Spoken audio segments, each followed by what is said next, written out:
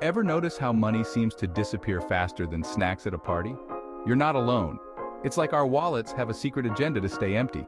It's like our wallets have tiny black holes specifically designed for cash. You put money in and poof, it's gone. But what if I told you there's a place where money is created, destroyed, and manipulated with more secrecy than a squirrel burying its nuts? Yes, such a place exists.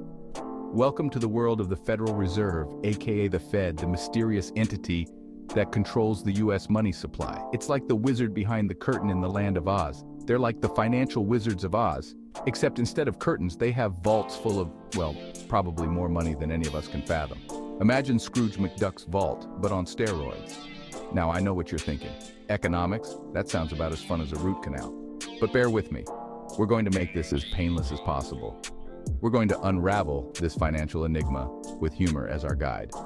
Think of it as a comedy show, but with a lot more dollar signs. Because let's face it, laughing about money is a lot more enjoyable than crying over it. And who doesn't love a good laugh? So buckle up, Buttercup, as we embark on a comedic journey into the heart of the American financial system. It's going to be educational, but also entertaining. It's going to be a wild ride. Get ready to learn, laugh, and maybe even be a little bit amazed. First things first, the Fed doesn't literally print money. I know, disappointing, right? You might have imagined stacks of cash being churned out by giant machines. No giant printing presses run by hamsters on wheels. Instead, they create money digitally, which is arguably less exciting, but a lot faster. It's like magic, but with numbers. Think of it like sending money through Venmo, except it's the Fed sending money to itself. A few keystrokes and voila, new money exists. But the real magic happens when they start setting interest rates. This is where things get really interesting. Picture a bunch of economists in a room, huddled over charts and graphs, arguing about whether to raise or lower rates by 1/4 percentage point. It's a high-stakes debate. It's like watching paint dry, but with potentially catastrophic consequences for the economy. Every decision they make can ripple through the financial system.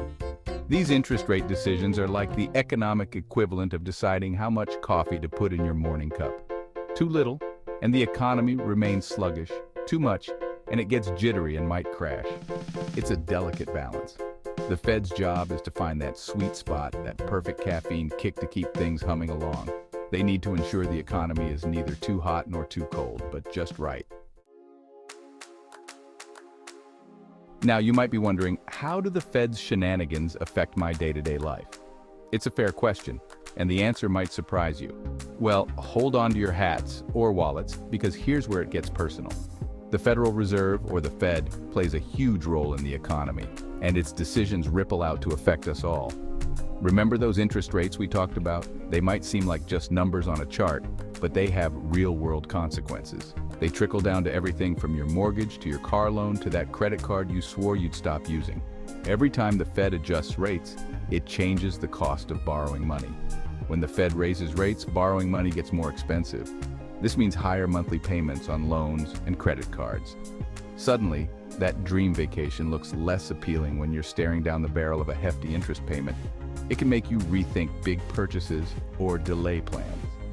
On the flip side, when the Fed lowers rates, borrowing becomes cheaper, making it rain, metaphorically of course, for consumers and businesses. This can stimulate spending and investment. The Fed's actions also impact inflation, which is basically just a fancy word for prices going up. Inflation affects the cost of goods and services. When inflation is high, your dollar doesn't stretch as far. You might find yourself paying more for the same items you used to buy for less. It's like going to the grocery store and finding out your favorite bag of chips shrunk, but the price stayed the same. It's frustrating and can feel unfair. Not cool. Inflation, not cool. So next time you hear about the Fed, remember, their decisions are more than just financial jargon. They directly impact your wallet.